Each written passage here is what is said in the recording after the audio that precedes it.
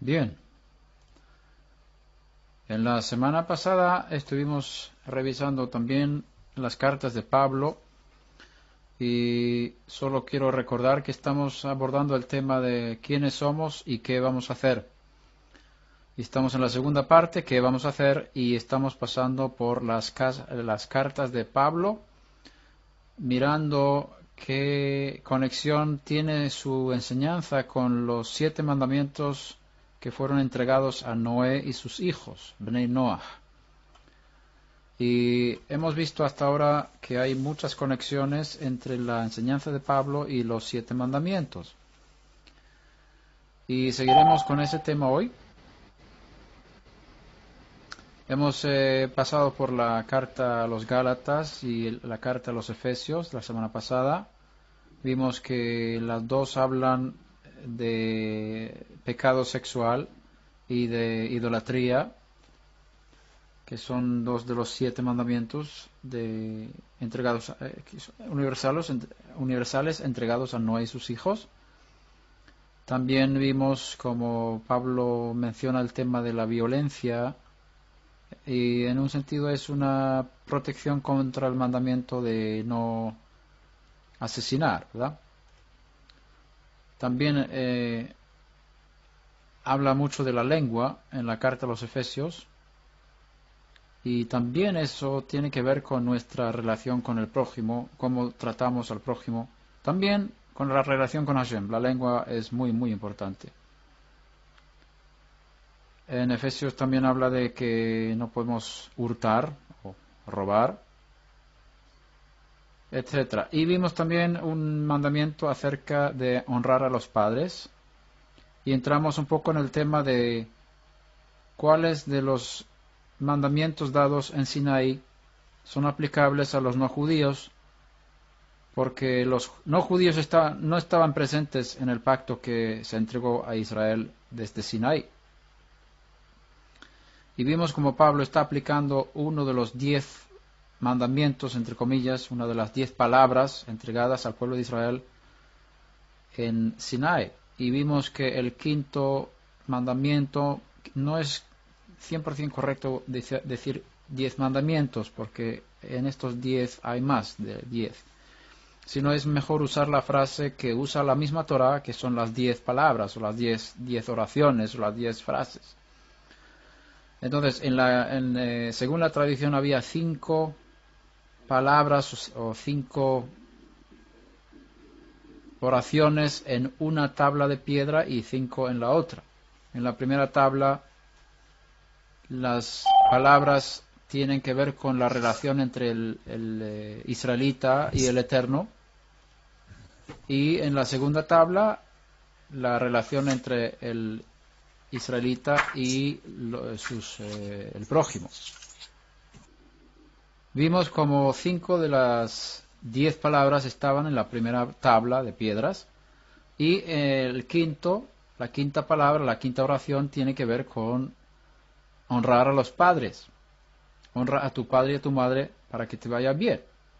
Y la pregunta que hicimos era, ¿por qué este mandamiento está en la tabla que tiene que ver con la relación entre el israelita y el Eterno, y no en la segunda tabla donde está la relación entre el israelita y sus compañeros de pacto? La respuesta es que nuestra relación con nuestro Padre Celestial se refleja en nuestra relación con nuestros padres terrenales. Es decir, honrando a los padres, expresamos nuestra honra hacia el Eterno. Y si deshonramos a nuestros padres, estamos mostrando una actitud de deshonra hacia el Eterno, que ha puesto a nuestros padres sobre nosotros desde nuestro nacimiento, ¿verdad? Así que la relación con los padres tiene que ver con nuestra relación con el Eterno. Aún así, la pregunta que nos surge es ¿por qué Pablo introduce ahora en el mundo gentil uno de los mandamientos que fueron dados a Israel, de honrar a los padres? Si estos mandamientos no están específicamente mencionados en los 7 mandamientos dados a Noé y sus hijos, como mandamientos generales para todo el mundo. La respuesta es que sí, vemos en la vida de los patriarcas que halágicamente, jurídicamente, digámoslo así, no eran israelitas, sino Bnei Noach, hijos de Noé. Los patriarcas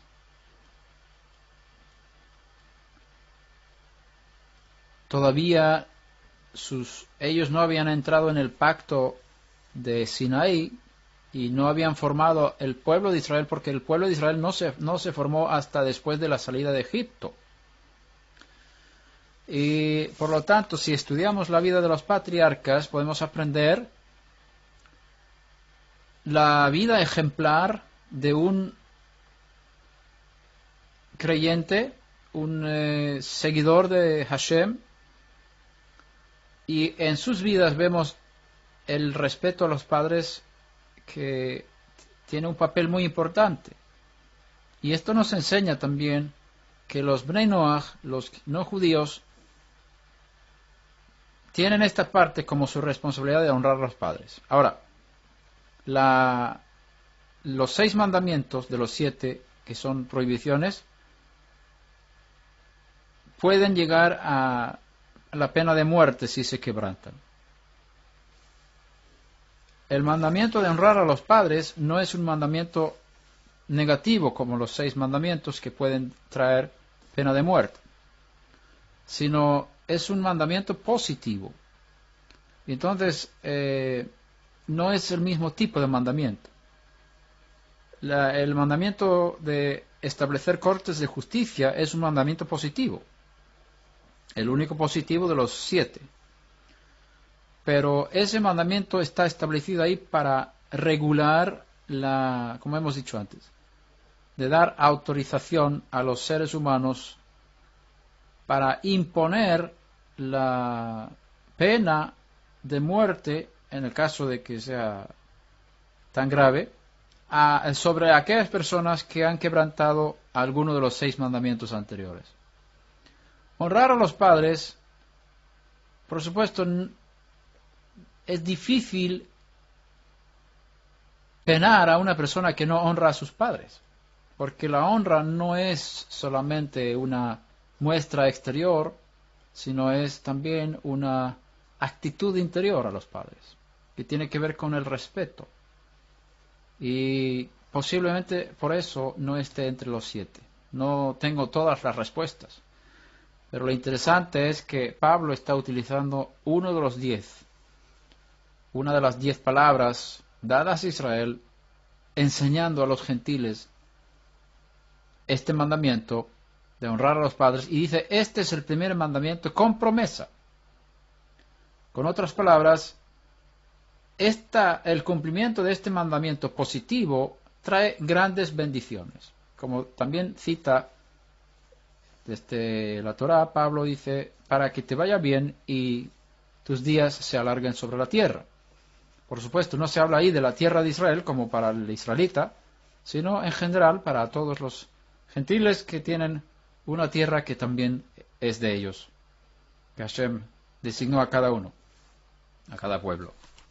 Entonces, no debemos poner, por lo tanto, una valla muy estricta entre los mandamientos de los judíos y los mandamientos que son para los no judíos.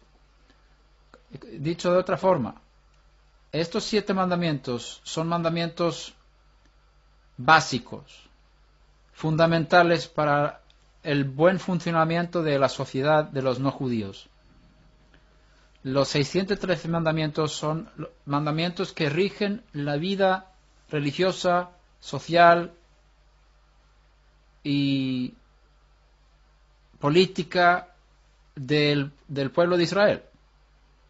Y los 7 mandamientos rigen a las naciones. Ahora, los de las naciones que quieren subir de entrega, subir de santidad, tienen la puerta abierta para ir sacando, o digamos, aprovechándose de los mandamientos que el Eterno entregó a Israel y ponerlos en práctica, aprendiendo de los judíos cómo cumplir ciertos mandamientos, y así de esta forma expresar su entrega al Eterno.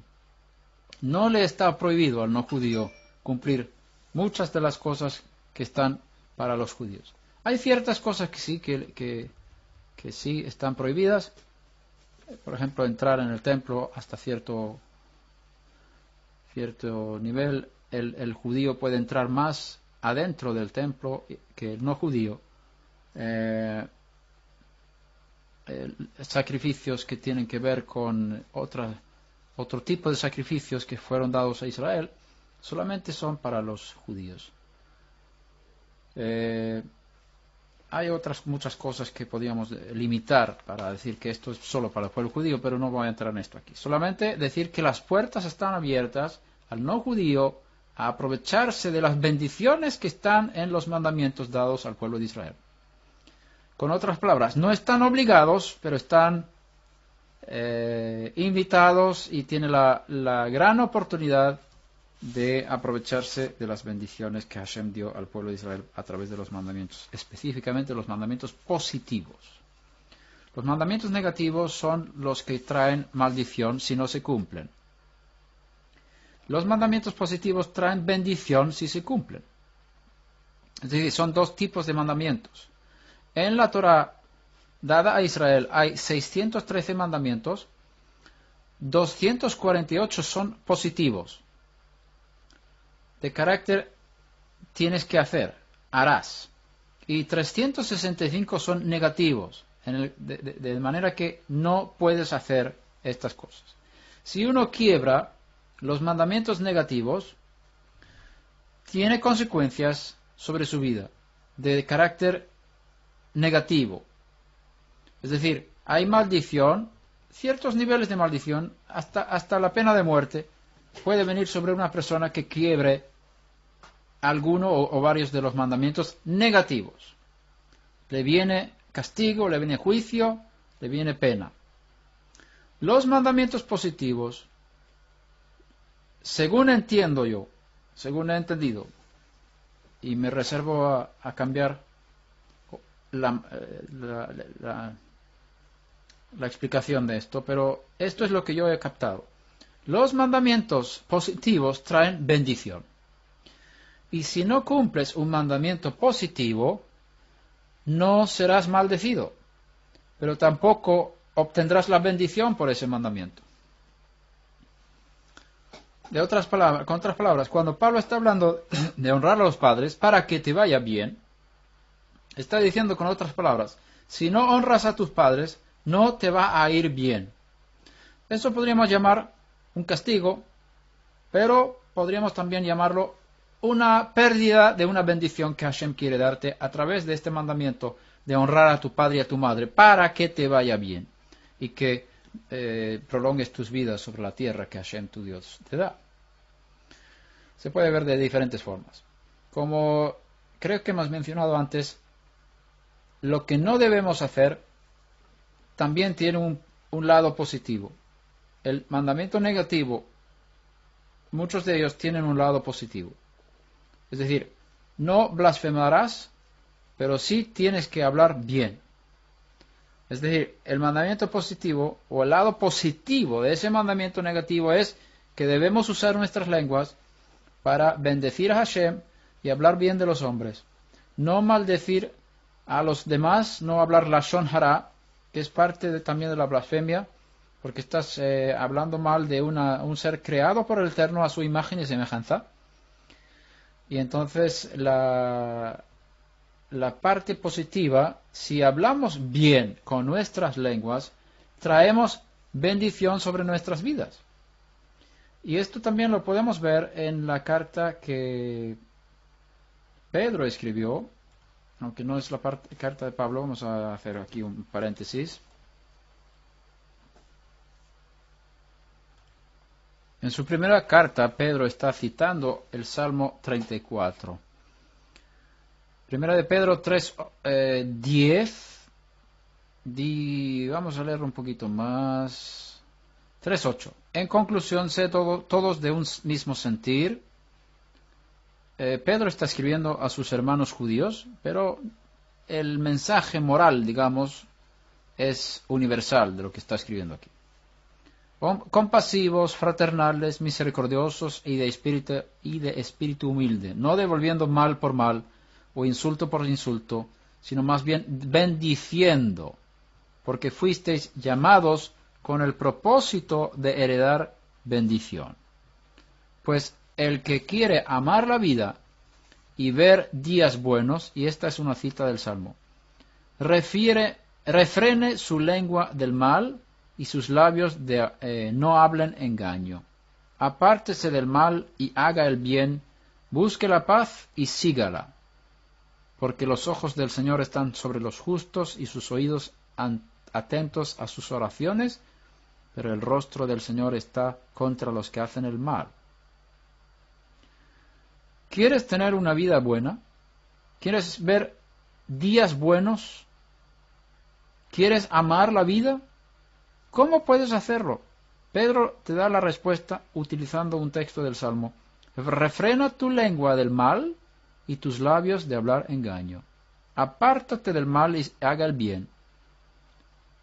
Surmera ba'asetov en hebreo. Es una frase que aparece varias veces en las Escrituras. Apártate del mal y haz el bien. Busque la paz y sígala. Lo primero que uno tiene que hacer para tener una vida buena es aprender a hablar bien. Poner un freno en su lengua para no hablar mal con sus labios. Si vamos a ver al Salmo, podemos ir al Salmo 34, versículo 12. ¿Quién es el hombre que desea vida y quiere muchos días para ver el bien? Guarda tu lengua del mal y tus labios de hablar engaño. Apártate del mal y haz el bien, busca la paz y síguela. Los ojos del Señor están sobre los justos y sus oídos atentos a su clamor. El rostro del Señor está contra los que hacen mal para cortar de la tierra su memoria, etc. También el Salmo 37, versículo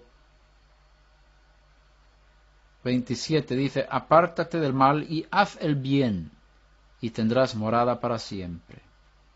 Aquí vemos ese paralelismo entre el mandamiento negativo y el mandamiento positivo. Apártate del mal. No hagas lo que el mandamiento negativo te manda no hacer. Y haz el bien. Hay un lado positivo. Apártate del mal y haz el bien. Y así tendrás no solamente no castigo, sino tendrás bendición. Y este es el propósito de Hashem para el ser humano, que tengamos mucha bendición en esta vida y en la vida que viene. Y Él nos enseña cómo, a través de apartarse del mal y hacer el bien. Entonces, el mandamiento de honrar a los padres es un mandamiento positivo dado a Israel, y por supuesto también es aplicable a todos los seres humanos, pero no contiene pena de muerte para el no judío si no lo hace, y es una fuente de bendición para el no judío. Y tenemos el ejemplo en la vida de los patriarcas, cómo honraban a sus padres. Incluso Esab, se enseña en el mundo de los Midrashim que Esab, por honrar tanto a su padre, fue tan bendecido, y lo vemos también en su descendencia, que tenía muchos hijos y nietos y descendencia con grandes hombres, porque habían aprendido a honrar a sus padres y ellos fueron grandemente bendecidos por eso.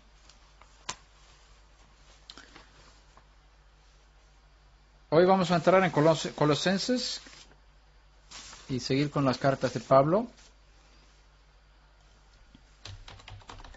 Llegamos a la carta, al capítulo 2, versículo 16. Y esto también, ya hemos hablado de esto, pero quiero profundizar más en este texto, porque aquí habla de las fiestas, de las celebraciones del Eterno. Y hay mucho que hablar sobre esto, y no sé hasta qué punto podemos seguir con esto. Yo creo que sí podemos, y tenemos tiempo, tenemos todas las semanas por delante, y vamos a ir poco a poco, pero no vamos a profundizar ahora mismo en este tema de las fiestas. Bezrat Hashem, con la ayuda del Eterno, lo haremos más adelante. Primero quiero terminar esta parte de revisar las cartas de Pablo para ver dónde hay una conexión entre su enseñanza y los 7 mandamientos universales. Dice Colosenses 2:16, por tanto, que nadie se constituya en vuestro juez con respecto a comida o bebida, o en cuanto a día de fiesta, o luna nueva, o día de reposo, o Shabbat, cosas que son sombra de lo que ha de venir, pero el cuerpo pertenece al Mesías.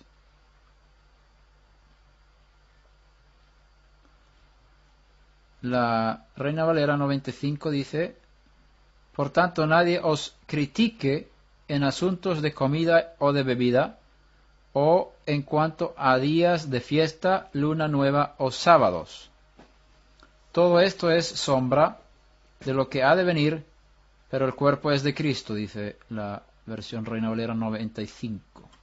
La otra que leí fue de la Biblia de las Américas.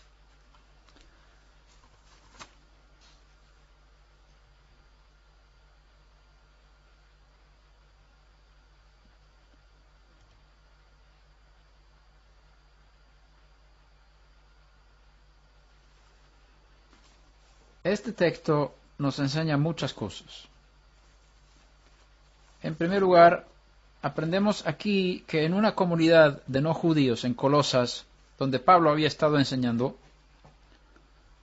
su enseñanza había llegado ahí, ellos practicaban de alguna manera las fiestas judías, entre comillas, que son las fiestas de Hashem entregadas al pueblo de Israel. Esto nos enseña que cuando estos gentiles se arrepentían de sus prácticas paganas, también dejaban sus fiestas dedicadas a los dioses del mundo, que son falsos dioses, de la idolatría. Y el hombre necesita fiestas, el hombre necesita celebraciones.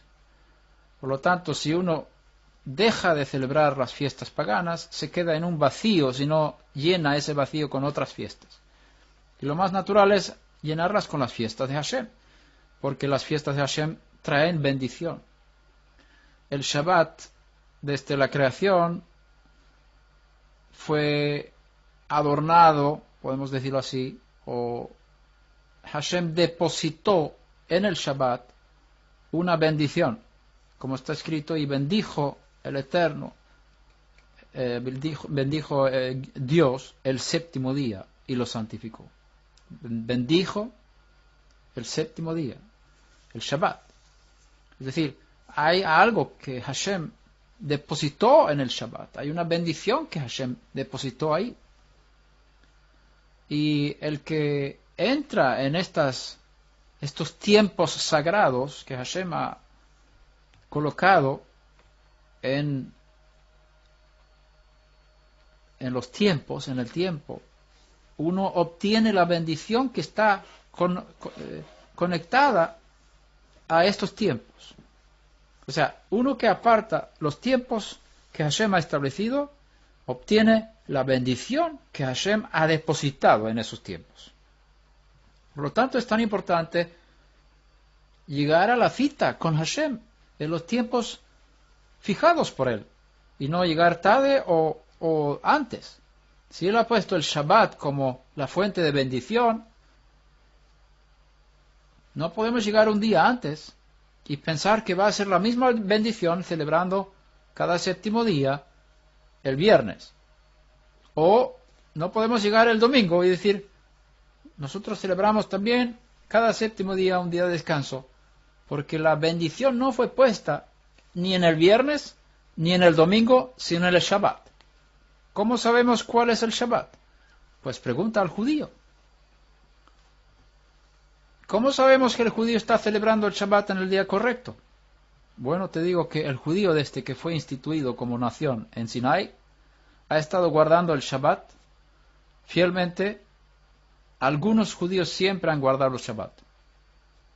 Y ellos saben cuál es el séptimo día de la semana. ¿Cómo sabemos si el judío guarda el séptimo día, el mismo día que Hashem estableció en la creación? Porque hubo miles de años desde Adán hasta Sinaí. ¿Cómo sabemos que es el séptimo día que estamos celebrando ahora cuando estamos guardando el Shabbat? Bueno, si no hubiera sido, si no fuese por la tradición humana que se transmitió de generación en generación desde Adán, pasando por Noé, por sus hijos, podríamos haber pensado que esta fue la transmisión y todo el mundo sabía que ese era el séptimo día. Eso yo creo que sí, eso sí es cierto. Sin embargo, tenemos un testimonio más fuerte de cuál es el día del Shabbat, y ese lo encontramos en el desierto después de la salida de Egipto, cuando Moisés dice, mañana es Shabbat.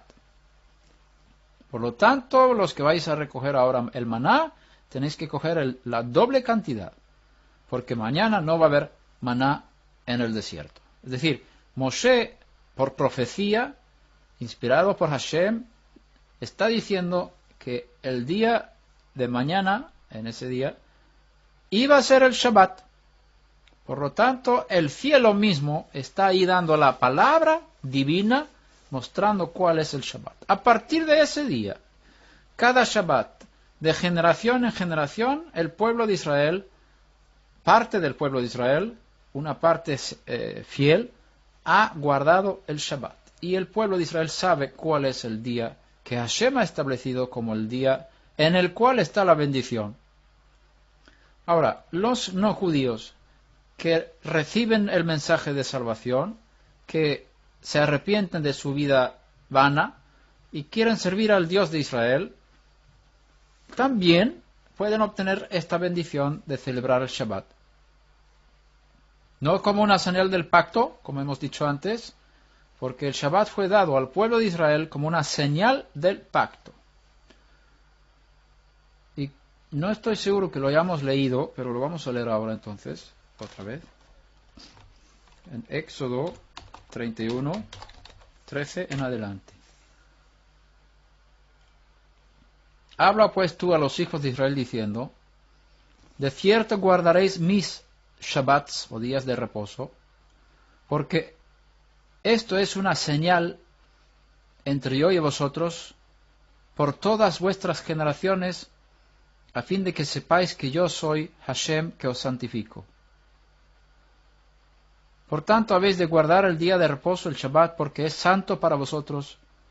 Todo el que lo profane morirá irremisiblemente, porque cualquiera que haga obra alguna en él, esa persona será cortada de entre su pueblo.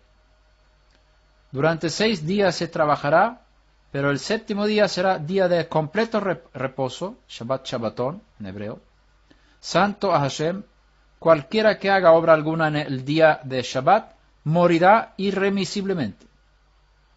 Los hijos de Israel guardarán pues el día de reposo, el Shabbat, haciéndolo, según el hebreo, celebrándolo aquí, tradujeron, por todas sus generaciones como pacto perpetuo.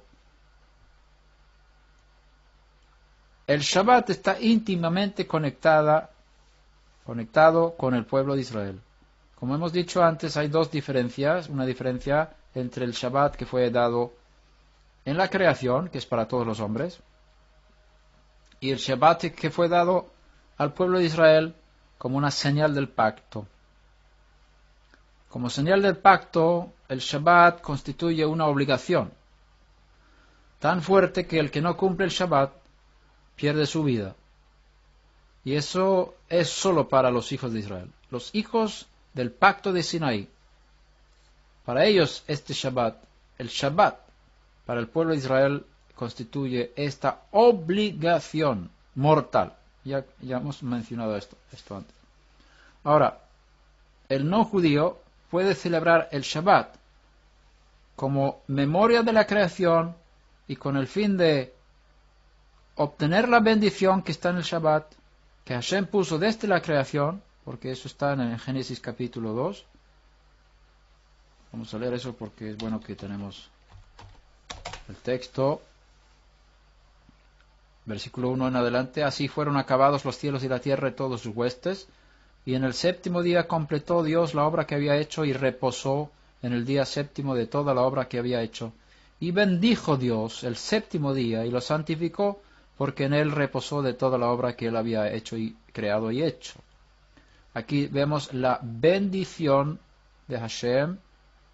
Lo primero que fue, el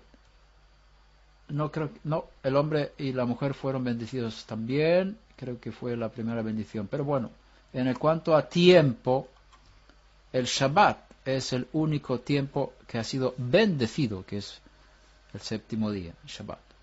Ahora, la bendición del Shabbat alcanza al no judío si él decide entrar en él para así conmemorar la creación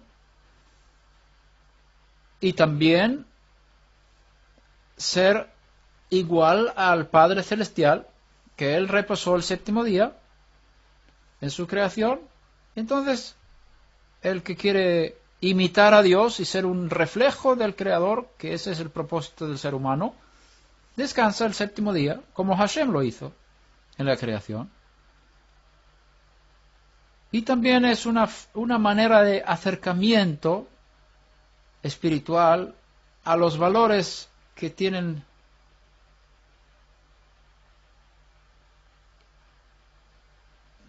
que son más altos, digamos, más espirituales, los valores invisibles. Como el tiempo es algo invisible y el tiempo del Shabbat fue bendecido, el Shabbat constituye también una puerta abierta para obtener las bendiciones invisibles, que son más fuertes que las bendiciones visibles. Y el no judío que entra en el Shabbat y guarda el Shabbat hasta lo que pueda, lo que pueda, podemos decirlo así, va a obtener beneficios espirituales, beneficios invisibles que son impactantes y van a impactar también su vida material. Por lo tanto, Pablo establece aquí en Colosas, cuando llega allí a los no judíos, les enseña las fiestas de Hashem, porque no quiere que pierdan estas bendiciones. No quiere que estén en un vacío sin fiestas. Y no podemos inventar nuevas fiestas, porque eso sería un desastre. Eso se ha hecho en la historia, y eso es una apostasía y crea muchos problemas. Y eso está prohibido, crear fiestas religiosas nuevas, porque estás creando una nueva religión, un nuevo sistema, y no se puede, porque Hashem es uno y tiene un sistema, y son sus fiestas. Por lo tanto, que nadie se constituya en vuestro juez con respecto a comida o bebida en cuanto a día de fiesta o luna nueva o día de reposo. Aquí vemos el orden. Él habla del Shabbat al final, aquí, de estas cosas. Primero habla de comida o bebida, y como hemos dicho antes, el noedita, el hijo de Noé, recibió el mandamiento en Génesis 9 de comer de todos los animales, y no hay restricciones. Antes del diluvio no estaba permitido comer carne. Después del diluvio se le permitió al hombre comer carne, y ahí Hashem no hace distinción entre los animales limpios e impuros en cuanto a comida, solamente en cuanto a los sacrificios, porque Noé sabía cuáles eran los animales limpios y los animales impuros en aras del sacrificio, no para comer, porque no comía carne antes del diluvio. Entonces, aquí Pablo dice que puede haber un juicio en cuanto a comida y bebida. Podemos pensar que está hablando de la comida y la bebida dedicada a los ídolos, como hemos mencionado antes. Hemos tratado este tema bastante profundo desde sus cartas. También podríamos decir que está hablando de comidas, bebidas en cuanto a kashrut, de cuáles son los animales limpios e impuros. Y luego sigue diciendo, o en cuanto a días de fiesta, que son las fiestas aparte del Shabbat, que son 7 días al año, que son días de reposo extras anuales, y algunas otras cosas también entre medias, que son medio fiestas. Luna nueva es una fiesta mensual, cada vez que la luna nueva se ve, es una celebración en Israel con un sacrificio especial en el templo, y se tocaban las trompetas y se anunciaba la luna nueva, y ese era un momento de medio Shabbat, digamos, media fiesta. Y el Shabbat. ¿Qué dice Pablo aquí? Nadie se constituya en vuestro juez con respecto a comida o bebida, cuanto a día de fiesta, luna nueva o Shabbat. Cosas que son sombra de lo que ha de venir. Pero el cuerpo pertenece a el Mesías, se tradujo aquí, o al Cristo. Pero pertenece no es la correcta traducción.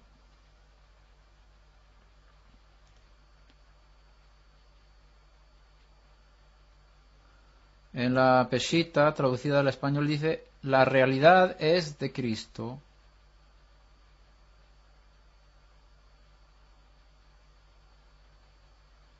Se puede comparar diferentes traducciones.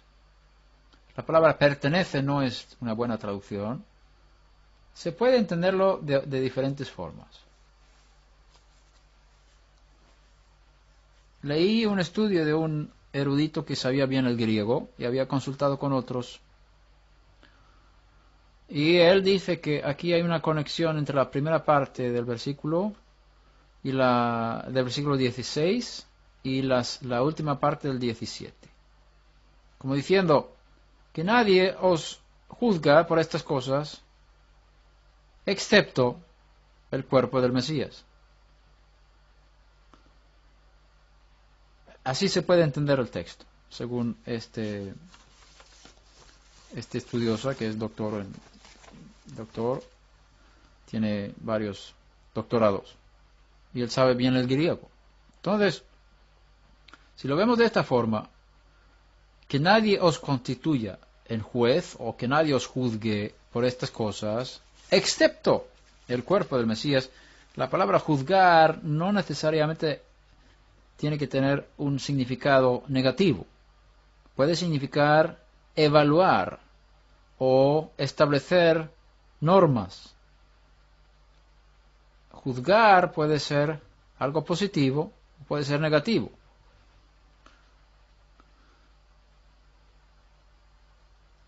Podemos encontrar como 3 interpretaciones de estos versículos. La primera sería esta: que nadie os juzgue, en el sentido de acusar por guardar o celebrar estas cosas. Si tú guardas esto, si tú celebras estas cosas, no permitas que nadie te acuse por ello. Si guardas el Shabbat, siéntete libre, no permitas que alguien te diga que no puedes hacer eso, o que te critique por hacer eso. La segunda cosa es que nadie os juzgue en el sentido de hacer una decisión de cómo debemos hacer estas celebraciones. Si vosotros no lo estáis haciendo según cierta tradición o ciertos ritos, no permitáis que otros vengan a imponer otras tradiciones diferentes en cuanto a cómo vosotros las estáis celebrando. Y la tercera forma de entenderlo, según entiendo, es aquí los líderes del cuerpo del Mesías deben ser los que juzguen, en el sentido de decir cómo los no judíos deben guardar estas cosas. Solamente los del cuerpo del Mesías pueden hacer esto. Con otras palabras, no permitáis que vengan otras personas que no son del cuerpo del Mesías a dictar sus tradiciones, sus leyes en cuanto a Kashrut, Moadim, Rosh Chodesh y Shabbat. Todas estas cosas son sombras de lo que va a venir en el futuro, cuando el Mesías Yeshua vuelva. Por lo tanto, solamente los que son de Yeshua tienen la autoridad y el derecho para evaluar cómo vosotros, que sois del Mesías, debéis guardar estas cosas.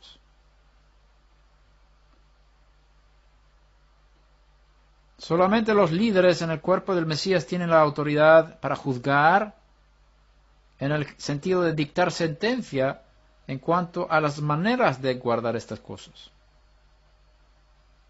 Esta es una forma de interpretar. Y no digo que tengo toda la luz, pero estoy dando diferentes opciones. Una cosa interesante es que Pablo está hablando aquí de sombras y cuerpo.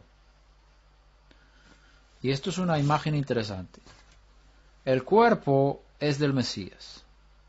El cuerpo que proyecta las sombras es del mismo Mesías. ¿Cuáles son las sombras?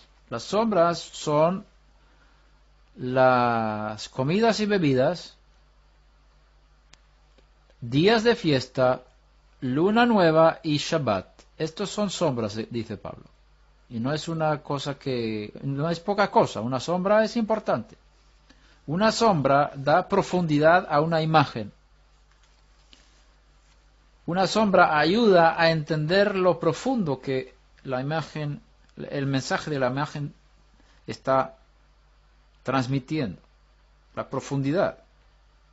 Una imagen se vuelve plana si no tiene sombras. Con otras palabras, estas sombras nos ayudan a obtener un conocimiento más profundo de la verdadera imagen, que es la obra redentora del Mesías Yeshua y su cuerpo, todo lo que es Yeshua, el Mesías.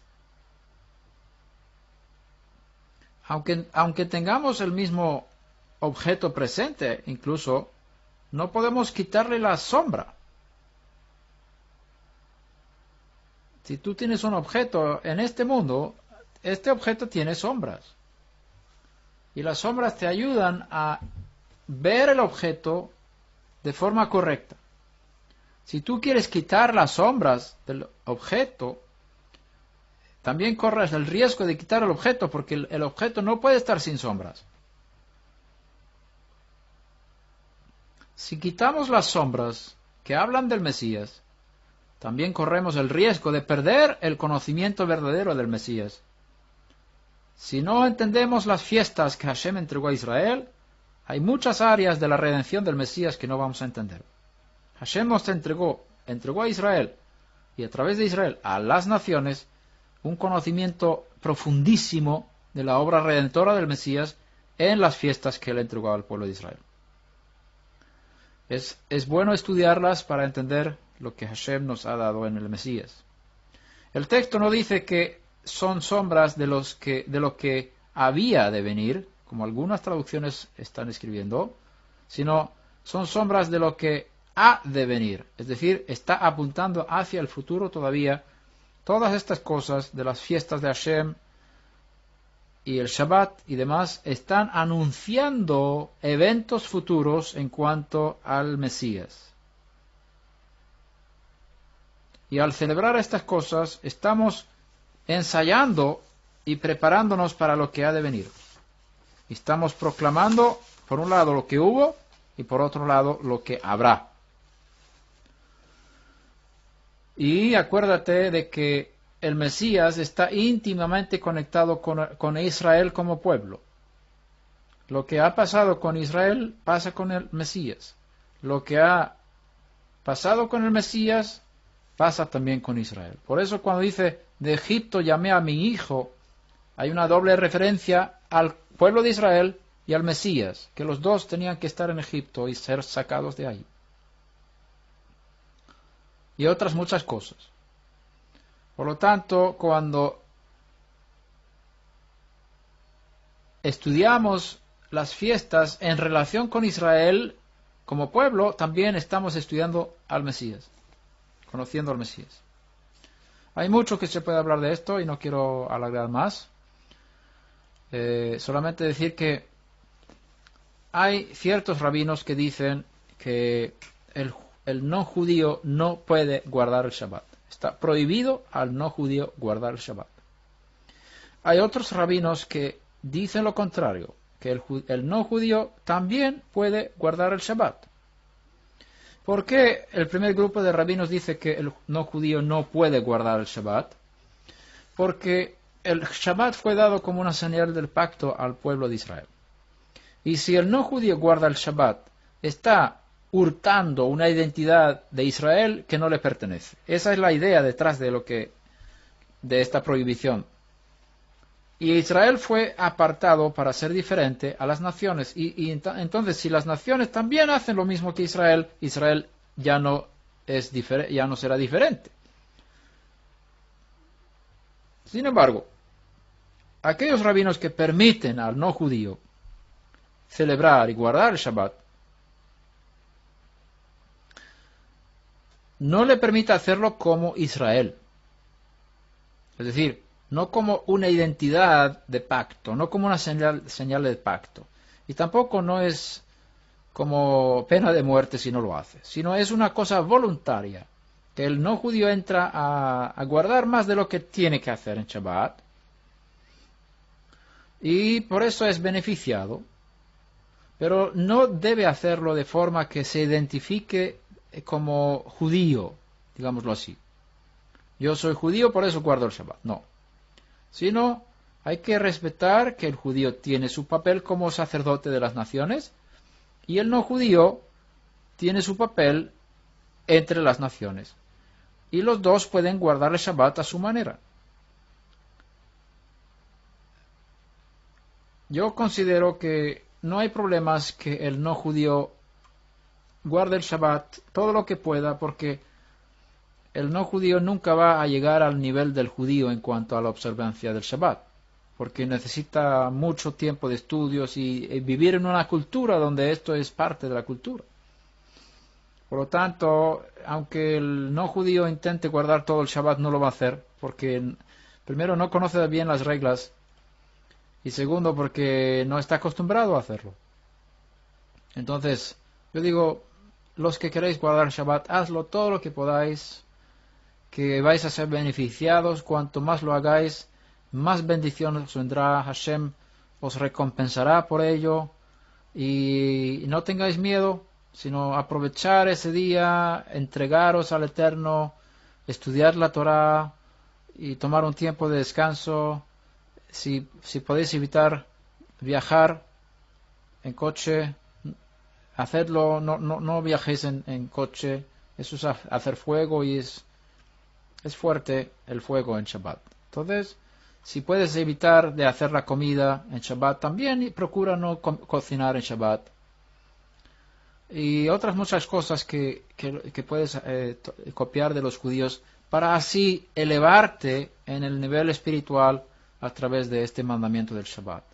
Pero no tomes el Shabbat como una obligación, de forma que si la quiebres vas a ser cortado de tu pueblo o perder la salvación o algo por el estilo, que eso es así para el pueblo judío, pero no para ti, como no judío. Entonces, aquí tenemos una parte que habla de cosas fuera de los 7 mandamientos, en la instrucción de Pablo a los no judíos. Y vamos a pasar al capítulo 3 de Colosenses y mirar otro punto. Si habéis pues resucitado con el Mesías, buscad las cosas de arriba, donde está el Mesías sentado a la diestra de Dios. Poned la mira en las cosas de arriba, no en las de la tierra. Porque habéis muerto y vuestra vida está escondida con el Mesías en Dios. Esta es una cosa tan hermosa no solamente en la enseñanza de Pablo a los colosenses, sino en todas las cartas de Pablo. Él está escribiendo desde este punto de vista del Aleph, como hablamos al principio, un nivel alto espiritual, mirando las cosas de arriba, mirando la unidad que hay en el cielo, mirando la unidad del Espíritu que está ahí. Y desde esa perspectiva, Pablo está escribiendo: aquí no es judío ni griego.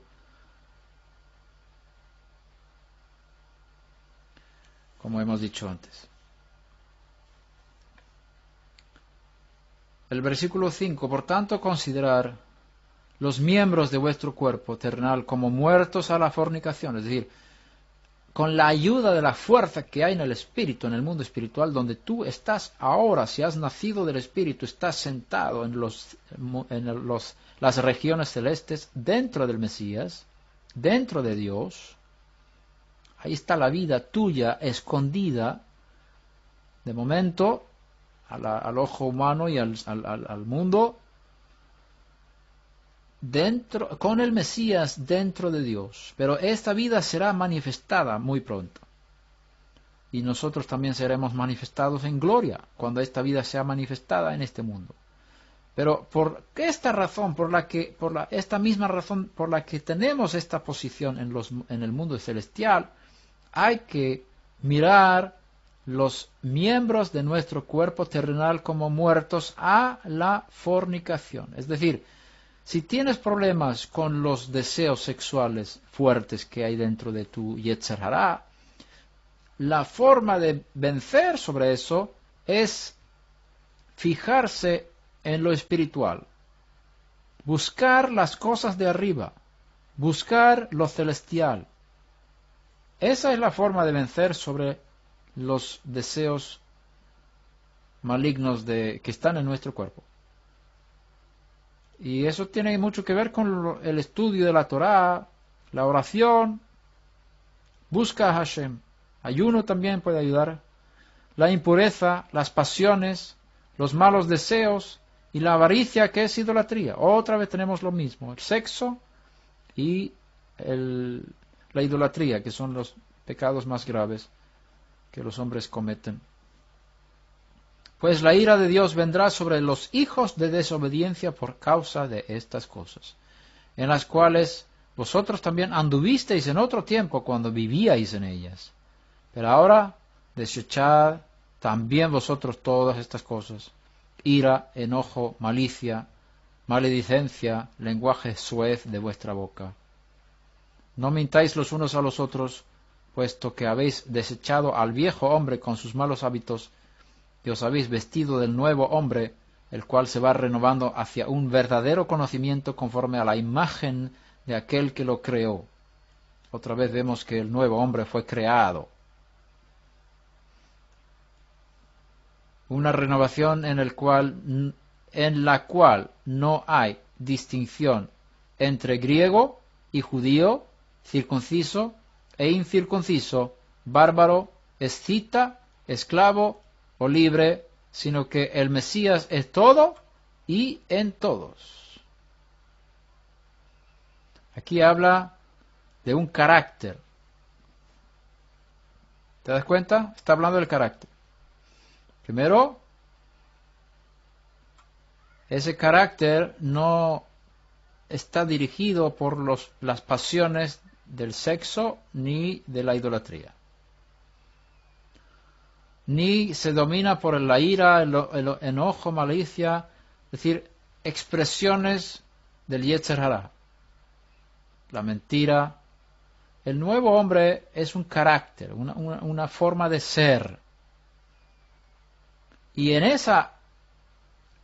ese carácter, que es el carácter del Mesías, no hay diferencia entre griego y judío, circunciso e incircunciso, porque tiene que ver con el carácter.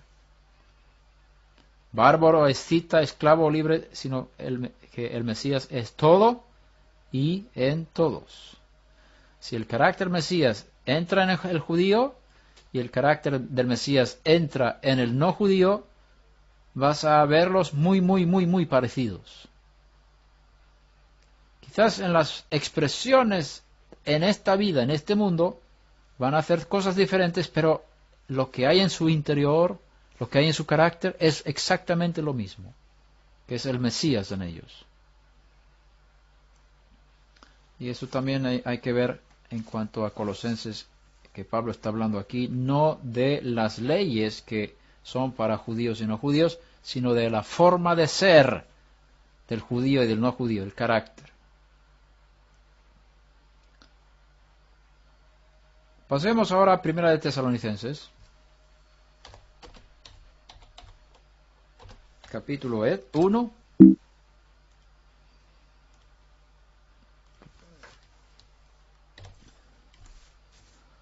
Versículo 9.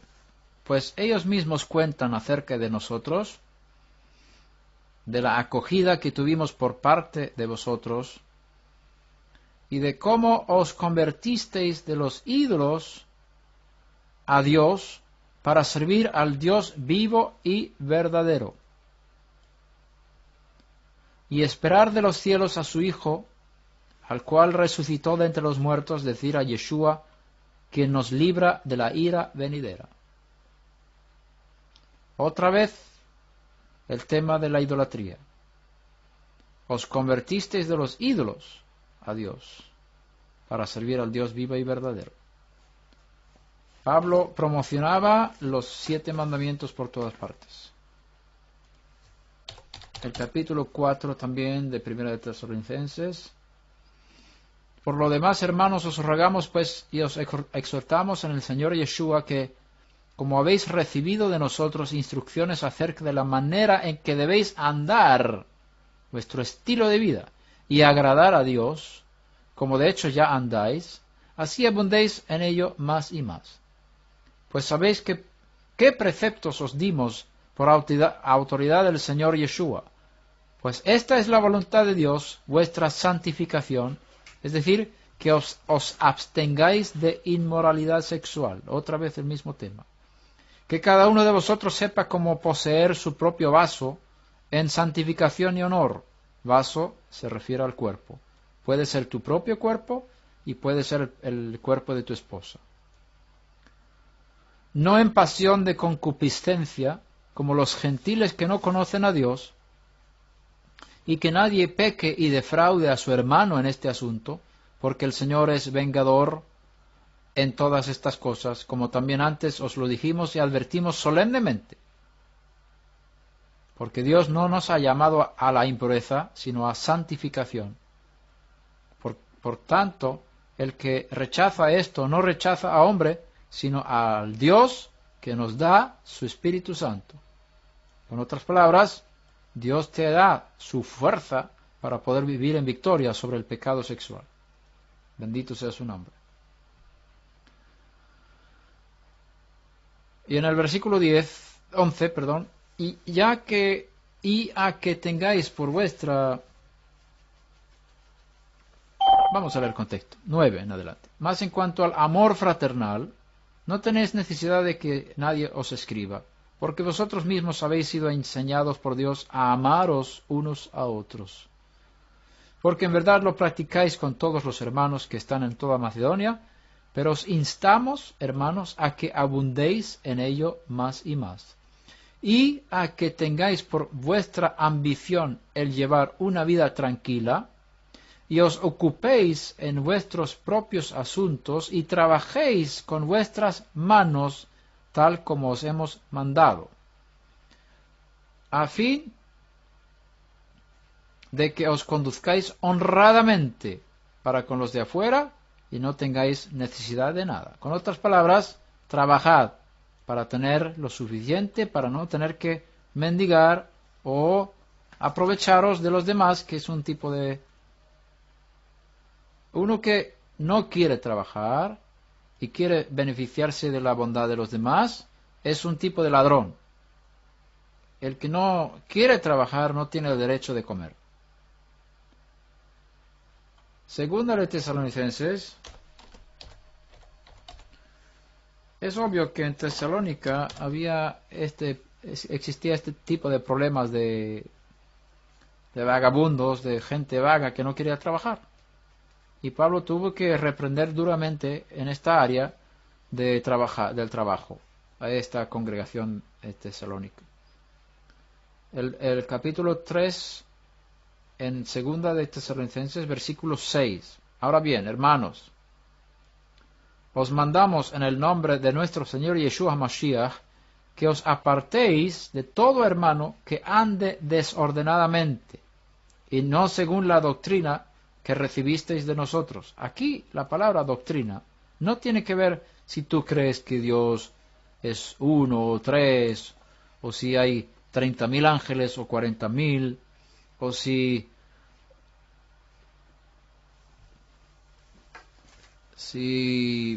el día empieza con la caída del sol o con la aparición de 3 estrellas. Aquí la doctrina es el estilo de vida que Pablo y sus seguidores enseñaban a los nuevos conversos de las naciones a imitar. Un estilo de vida, una conducta. La doctrina tiene que ver con conducta. Acuérdate de esto cuando lees las cartas de Pablo. Doctrina tiene que ver con conducta. Esta es la forma judía de pensar de doctrina, y eso es lo que está en la mente de Pablo. Doctrina no es, en primer lugar, puntos de creencia, como se está predicando en el mundo cristiano. Doctrina es la forma de vivir, cómo comportarse correctamente. Esa es la doctrina. Ética. Es decir, los que andan desordenadamente y no siguen la doctrina, es decir, los que no trabajan y no siguen la doctrina que se enseñó que uno tiene que trabajar honradamente para tener lo suficiente y para no tener que aprovecharse de los demás por no querer trabajar. Una cosa es el que no tiene posibilidad de trabajar y quiere hacerlo, otra cosa es que el que no quiere trabajar.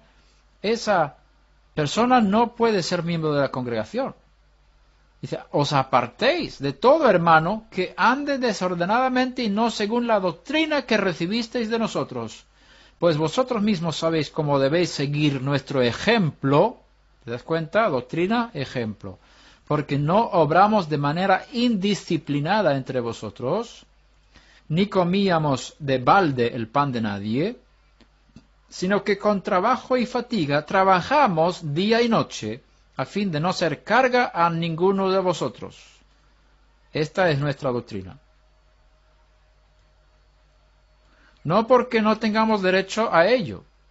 Pablo y demás podían haber aprovechado su posición de líderes espirituales y haberse dedicado solamente a la oración y al estudio de la Torá y a la enseñanza, y poder haber recibido dinero de los demás para hacer ese trabajo. Es lícito y legítimamente correcto. Sin embargo, ellos no se aprovecharon, quizás no es la palabra correcta, no usaron de ese derecho.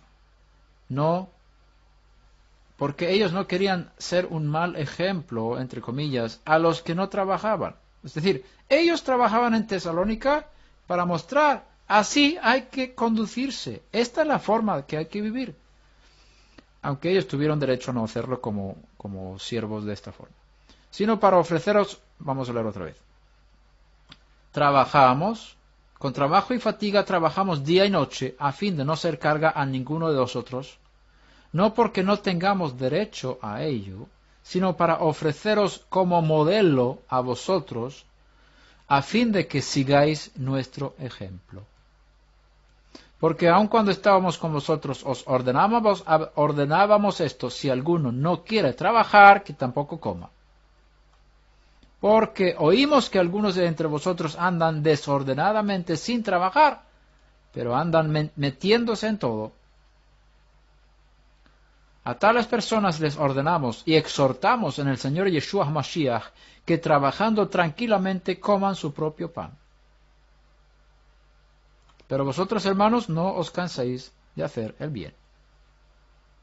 Si alguno no obedece nuestra enseñanza en esta carta, señalad al tal y no os asociéis con él para que se avergüence.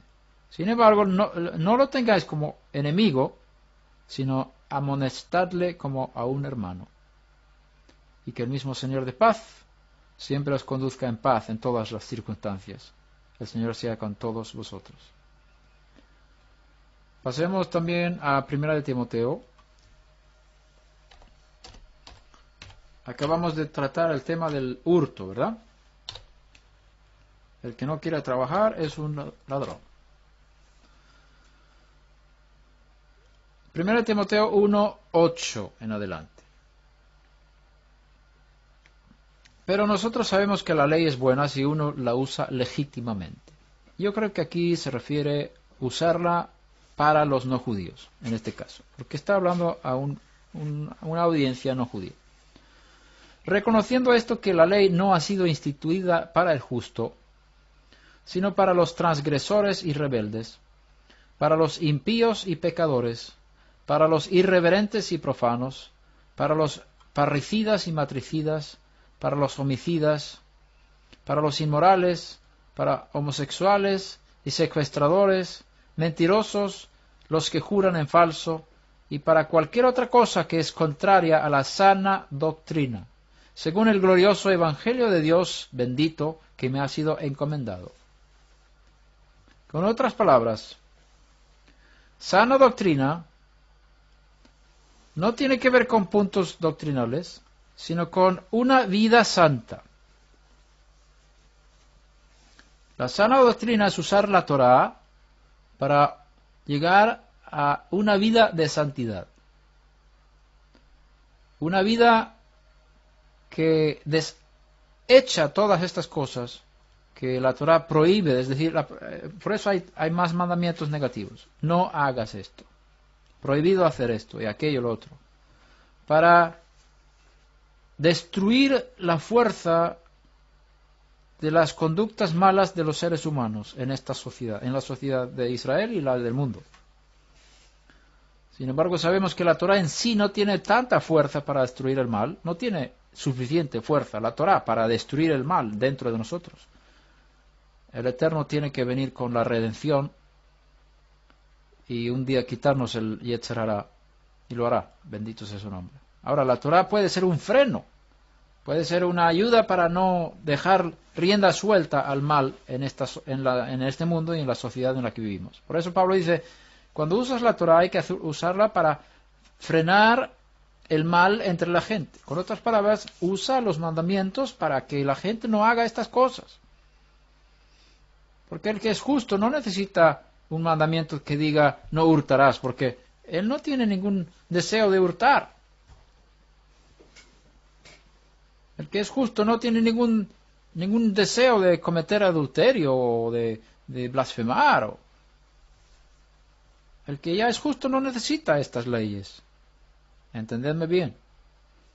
El que es injusto necesita estas leyes que se impongan sobre él y le obligan a no dar rienda suelta a su injusticia, a su transgresión, su rebeldía, su impiedad, su pecado, su irreverencia, su profanación.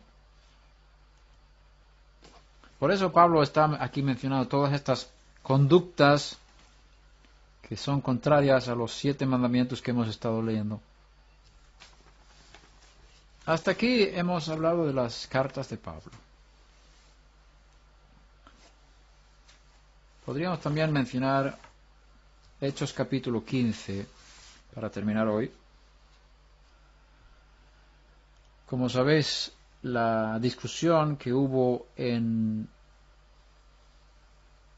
Hechos 15 tenía que ver con la pregunta: los gentiles, ahora que reciben la salvación, reciben el Espíritu, nacen de nuevo, tienen la misma experiencia de la vida de resurrección que nosotros hemos tenido, los judíos, ¿qué vamos a hacer con ellos? ¿Tienen que convertirse en judíos y guardar todo lo que los judíos tenemos que guardar?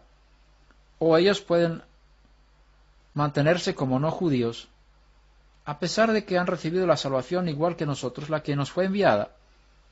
Este grupo de gentiles que han sido alcanzados con estos poderes del siglo venidero a través del Mesías, Yeshua, nuestro Mesías, ¿qué vamos a hacer con ellos? Unos dicen, ellos tienen que convertirse en judíos. Ya que recibieron la salvación que fue enviada a los judíos, ahora ellos mismos tienen que hacerse judíos. Y guardar todas las cosas que cualquier judío tiene que guardar. Entonces surge la discusión, porque Pedro, Pablo, Jacob y los que tienen un peso espiritual entregado por Yeshua mismo, ellos no están de acuerdo con estas personas que dicen que los no judíos tienen que guardar todo y hacerse judíos. Y ahí están discutiendo unos contra otros y al final se levantan los líderes del Mesías, Pedro, Pablo y Jacob. El Jacobo, que está en Hechos 15, no es uno de los 12, sino el hermanastro de Yeshua. Y él tenía un gran peso de autoridad, también como líder en la comunidad ahí. Es el que ha escrito ahí la carta de Jacob. Y él está levantándose como cabeza de un consejo, es el consejo superior, digamos, ahí de los que siguen a Yeshua. Tenían como un grupo con un liderazgo y él es como el cabeza de ese grupo. Y él dicta una halajá, dicta sentencia para ellos, para los no judíos en este caso. Esta halajá, este dictamen, es válido para todos los judíos dentro del Mesías. Y su decisión fue recibida por Pablo, por los demás, y fue transmitida a todas las congregaciones del Mesías de los no judíos.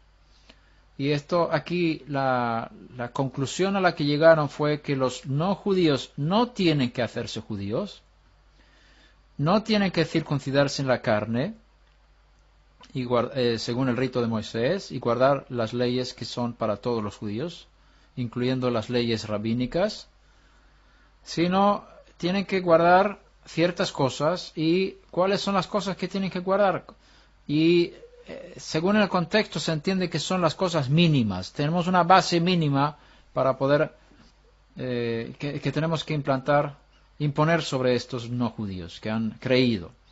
Por tanto, versículo 19, yo opino, o yo juzgo, pone en el texto griego, yo juzgo, es decir, yo doy la sentencia final como juez supremo en esta reunión, que no molestemos a los que de entre los gentiles se convierten a Dios, sino que les escribamos que se abstengan de cosas contaminadas por los ídolos, idolatría, fornicación, otra vez lo mismo, de lo estrangulado y de sangre.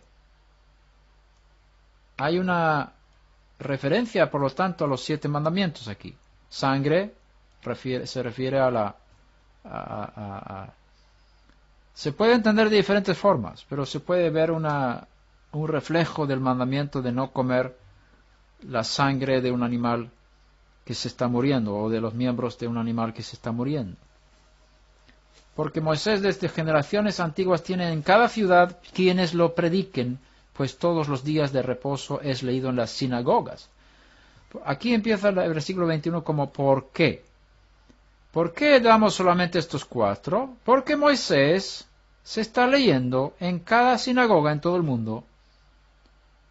Con otras palabras, los que están entre nosotros de los gentiles pueden escuchar las enseñanzas de Moshe en la sinagoga y aprender más cosas y entender cómo vivir una vida santa y escoger, digamos, según su ritmo, los mandamientos que los judíos tienen que cumplir, cuáles pueden cumplir y hasta qué nivel pueden cumplir estos mandamientos de los judíos. Ellos tienen la puerta abierta pero no les vamos a obligar a cumplir todas estas cosas para poder ser miembros de nuestra comunidad, para ser aceptados, para que ellos puedan entender que no están pecando si no cumplen todas estas cosas que nosotros cumplimos. Ellos tienen acceso al mundo venidero, pueden ser salvos sin cumplir, sin recibir sobre sí el yugo de toda la Torah de los 613 mandamientos.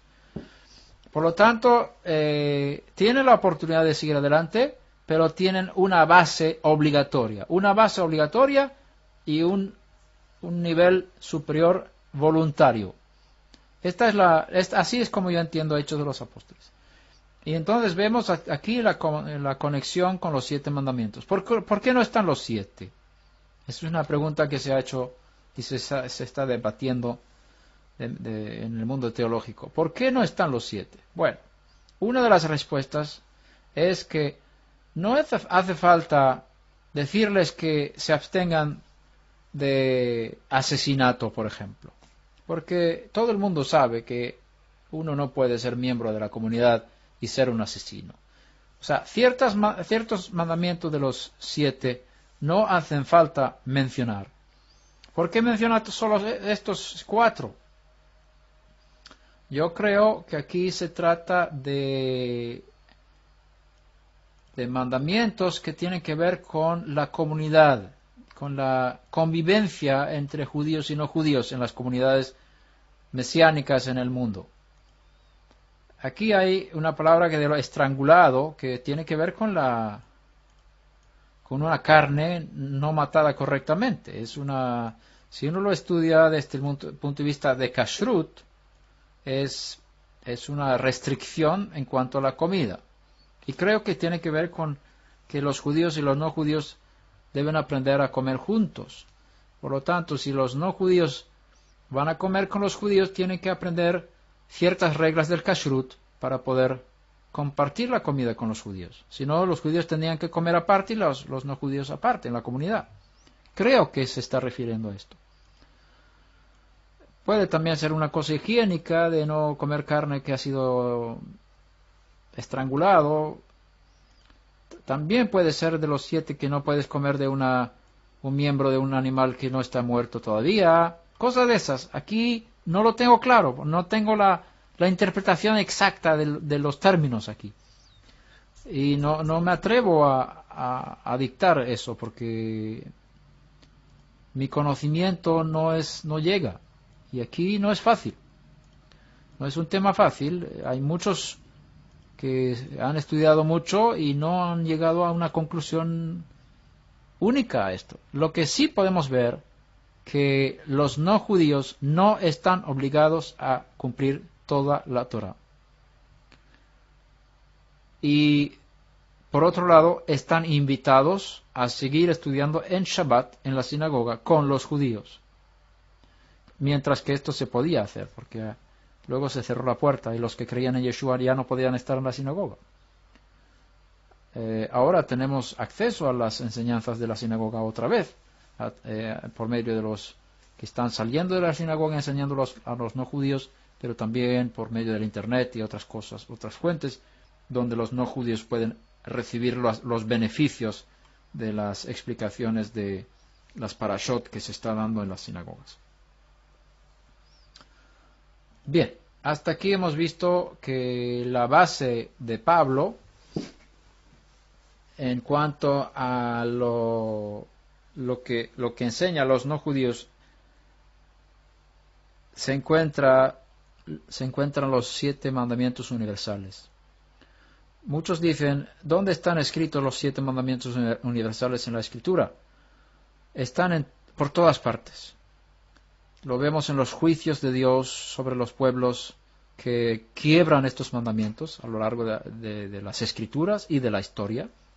Los vemos también en las cartas de Pablo, como hemos estado mirando en estas últimas semanas.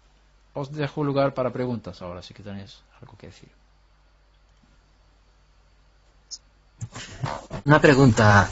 Cuando en la carta de Pablo a los colosenses, él hace alguna relación a las promesas que hay para los para los no judíos que guardan el Shabbat, en referencia a Isaías 56.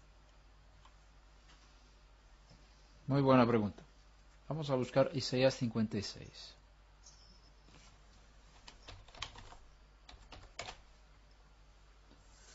No, aquí no es. Isaías 56. Podemos leer desde el principio. Así dice el Señor: preservad el derecho y haced justicia, porque mi salvación está para llegar y mi justicia para ser revelada. Cuán bienaventurado o dichoso es el hombre que hace esto, y el hijo del hombre que a ello se aferra, que guarda el Shabbat sin profanarlo y guarda su mano de hacer mal alguno. Que el extranjero que se ha allegado a Hashem no diga: ciertamente Hashem me separará de su pueblo, ni diga el eunuco: he aquí soy un árbol seco. Porque así dice Hashem a los eunucos que guardan mis Shabbats: escogen lo que me agrada y se mantienen firmes en mi pacto, les daré en mi casa y en mis muros un lugar y un nombre mejor que el de hijos e hijas, les daré nombre eterno que nunca será borrado. Y a los extranjeros que se alleguen a Hashem para servirle y para amar el nombre de Hashem, para ser sus siervos, a todos los que guardan el Shabbat sin profanarlo y se mantienen firmes en mi pacto, yo los traeré a mi santo monte y los alegraré en mi casa de oración.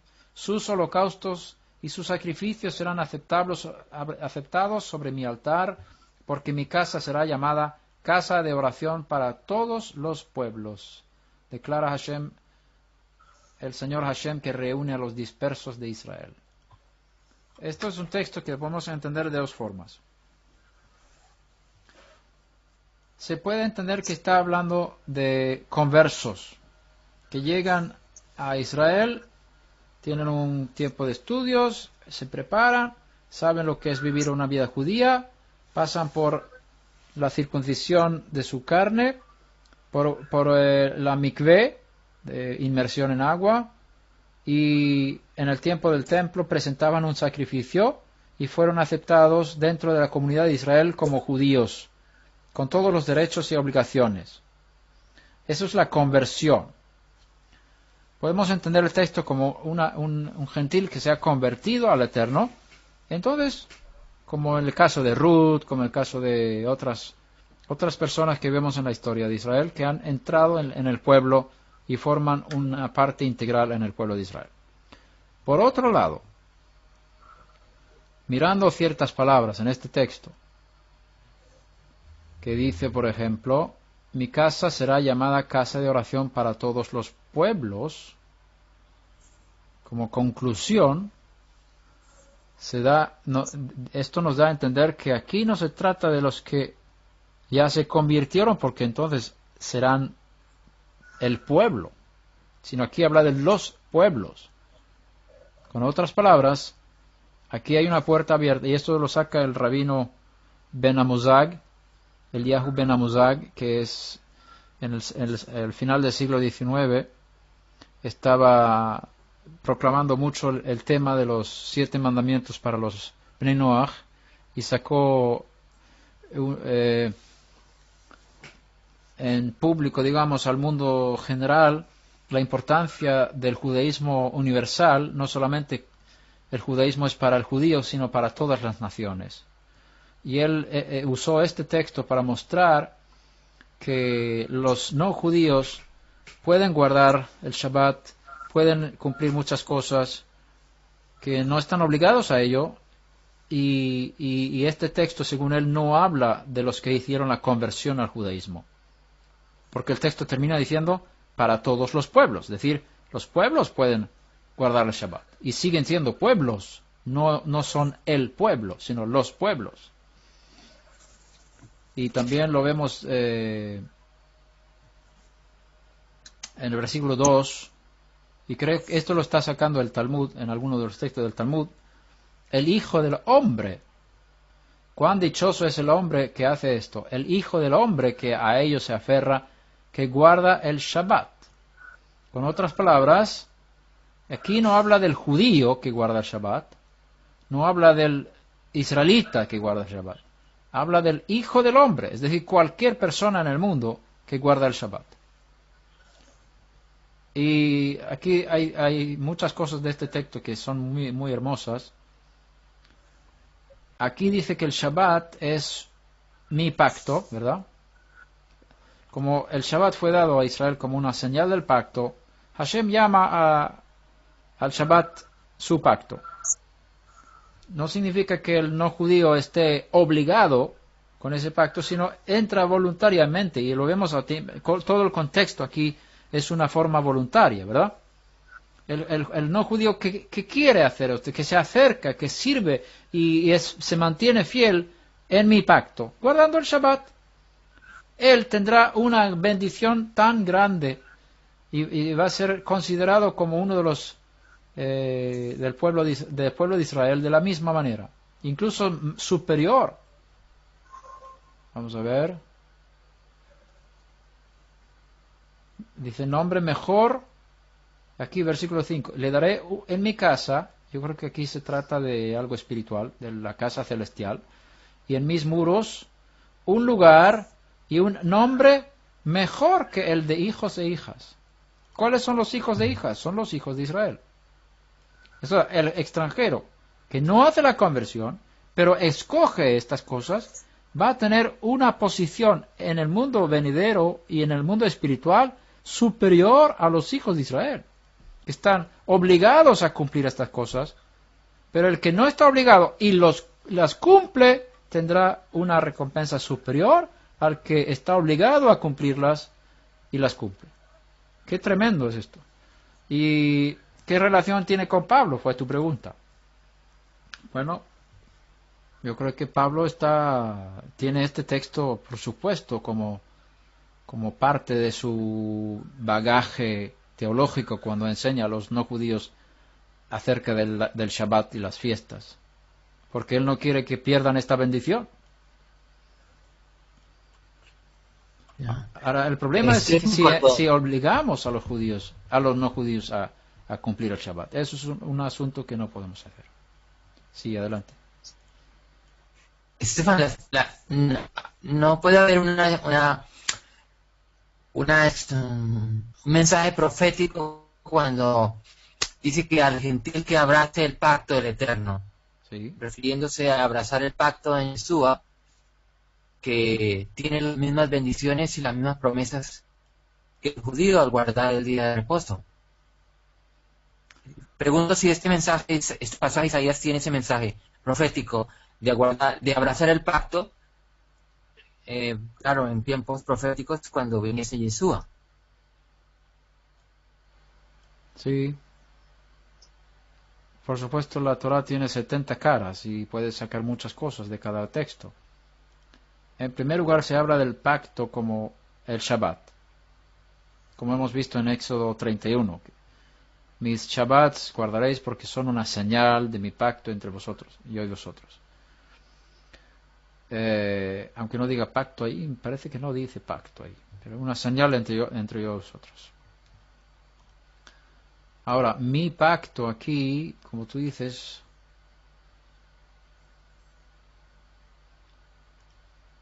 también puede extenderse hacia la renovación del pacto en la sangre de Yeshua, porque los efectos de ese pacto con Israel han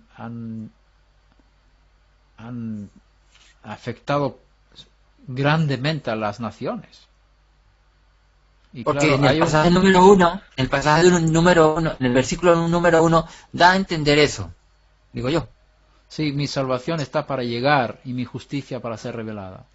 Sí, a las naciones, dices. Correcto. Sí, también lo veo, porque la salvación y la justicia están íntimamente conectadas con Yeshua. Sí, se puede ver eso también aquí. Y yo todavía no entiendo bien cuánto el no judío tiene parte en el nuevo pacto. Obviamente sí tiene, porque los efectos del nuevo pacto, que es el perdón de los pecados, lo ha recibido, y lo vemos también en la predicación de Pedro, en la casa de Cornelio. Todo aquel que cree en él recibe el perdón de sus pecados. Y ese es el efecto del nuevo pacto en la sangre de Yeshua, que alcanza a los gentiles. En ese sentido, los gentiles tienen parte en el pacto entre Dios e Israel en Yeshua. Y los que están en Yeshua son partes de este pacto. ¿Hasta qué punto este pacto afecta su obligación con los mandamientos que tienen que ver con Israel? No lo sé. Y los escritos mesiánicos no dan una lista de mandamientos que el no judío tiene que cumplir. Lo interesante es que no hay lista, más que los 7 que Pablo presenta vez tras vez. Se puede discutir lo de comer de miembros de un animal vivo. Sin embargo, está la palabra sangre en Hechos de los Apóstoles, y del estrangulado, o sea que hay una conexión también con ese mandamiento de los 7. Y encontramos los 7 en los escritos mesiánicos. También encontramos el mandamiento de honrar a los padres, ¿verdad? Y quizás podríamos encontrar unos cuantos más. Pero aparte de eso, no encontramos muchos mandamientos específicamente dados al pueblo judío que son dados al no judío. Son dados de forma voluntaria. Como en Hechos 15, 21, pues tienen a Moisés en la sinagoga, pueden escuchar, pueden aprender y entrar de forma voluntaria en estos niveles superiores para ellos, que no son obligantes, pero como hemos visto. Entonces, lo que a mí me choca, digamos, es que ¿por qué Hashem, cuando extiende la salvación a los gentiles, no les presenta una lista de mandamientos que son para ellos? Porque obviamente son más que 7. O podríamos decir, son 7 obligantes y el resto son voluntarios, o obligantes por el amor, por la entrega, no sé. Hemos visto en la carta de Pablo, por ejemplo, en cuanto a la comida, de comidas que fueron sospechadas de ser comidas entregadas a los ídolos, carne entregada a los ídolos. Él es muy liberal ahí y da una puerta abierta para el que quiere comer y el que no quiere comer, pero que cada uno esté convencido de lo que haga. Yo creo que esa actitud es la que encontramos en todos los escritos mesiánicos en cuanto a ir más allá con los mandamientos de la Torá. Incluso aquí, lo vemos aquí en Isaías, esa actitud está ahí. El hombre, el hijo del hombre, es decir, de las naciones, de los pueblos, que hacen esto, será sumamente bendecido. Así es que creo que esto es lo que se presenta, el mismo espíritu, en los escritos mesiánicos, escritos apostólicos. No obligante, pero una puerta de bendición muy grande.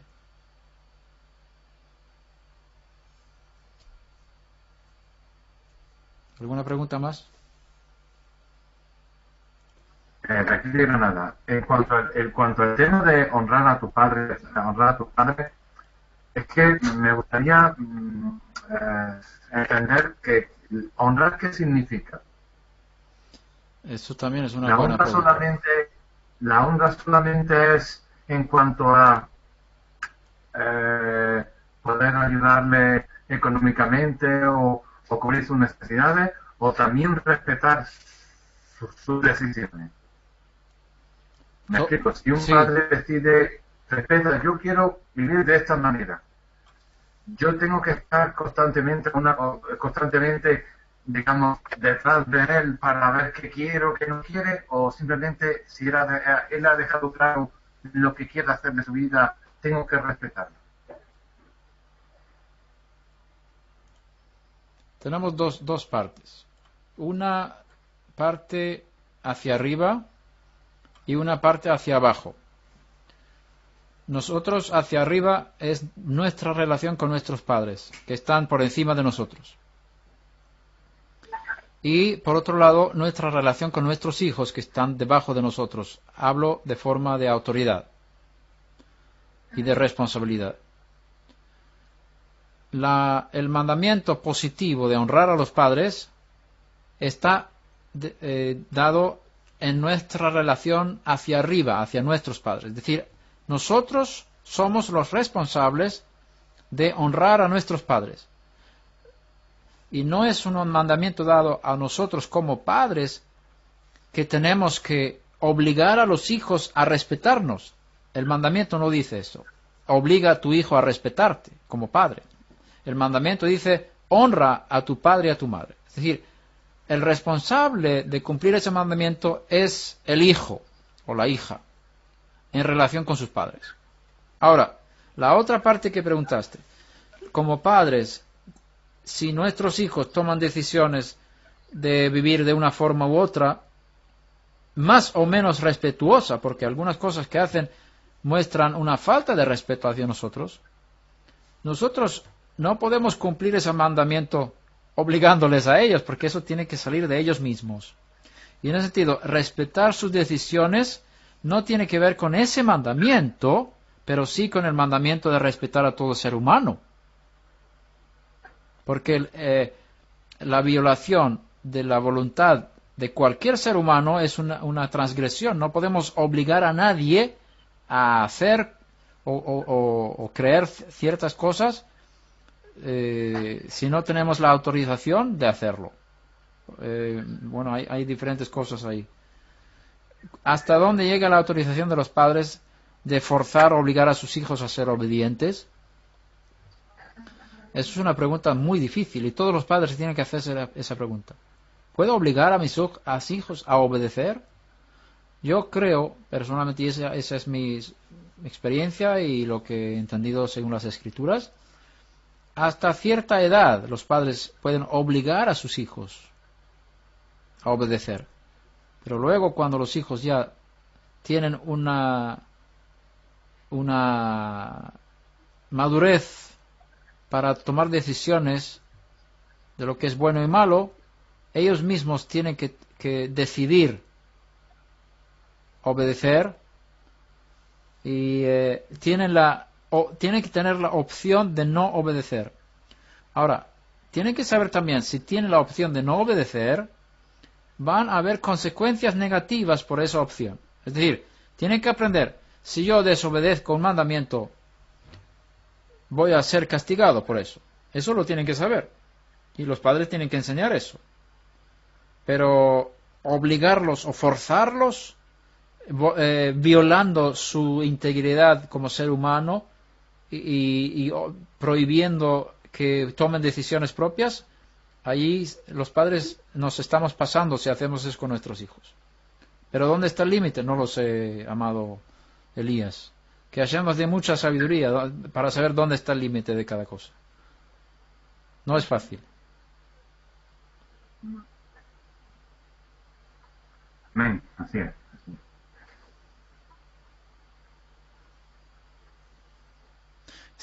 Sin embargo, creo que cuanto más la persona crezca, cuanto más edad tenga, menos los padres pueden decir. Porque el hijo ya sabe y toma una decisión y los padres tienen que respetar esa decisión del hijo si va en contra de la voluntad de los padres.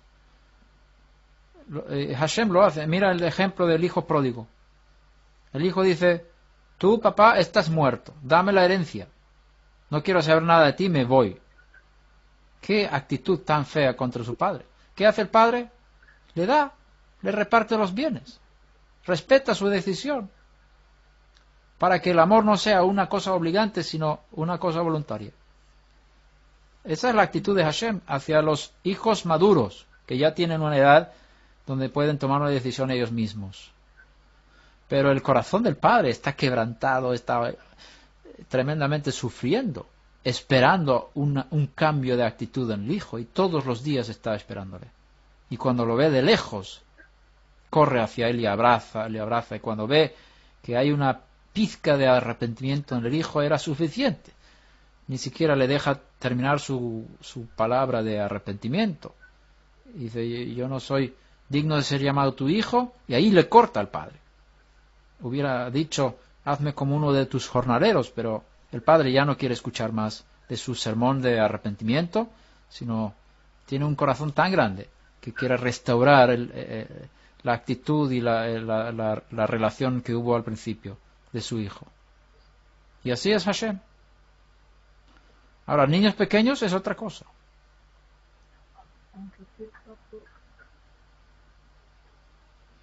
¿Es eso? ¿Sí?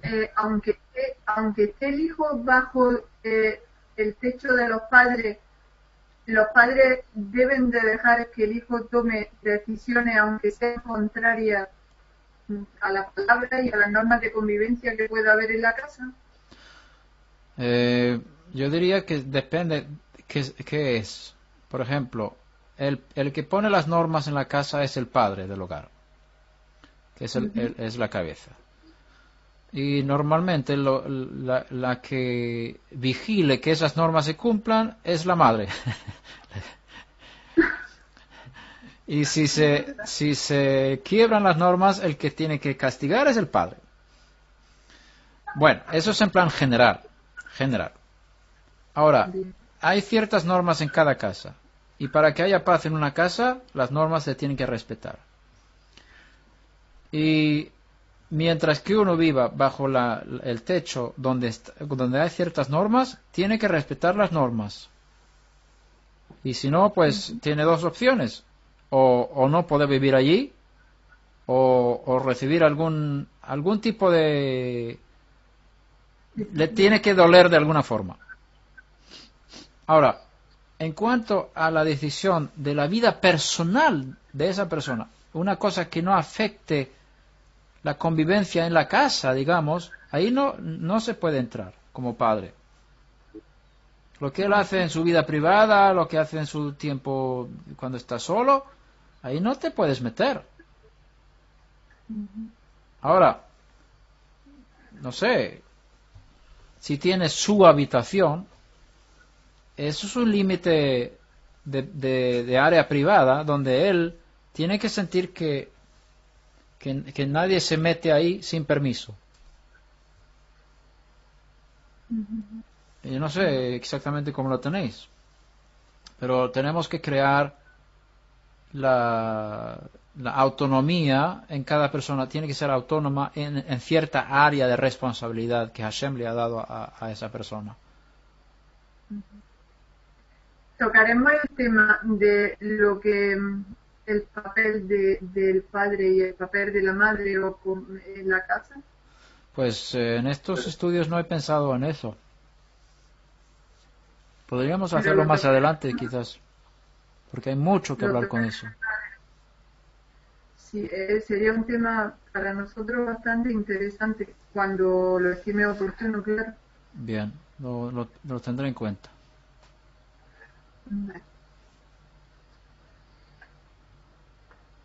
Bien, yo creo que vamos a terminar la clase de hoy aquí, y con la ayuda del Eterno hablaremos de las fiestas en la próxima clase, un poquito más a fondo. Gracias por hoy. Bendiciones. Bendiciones, Shabbat. Shabbat tov.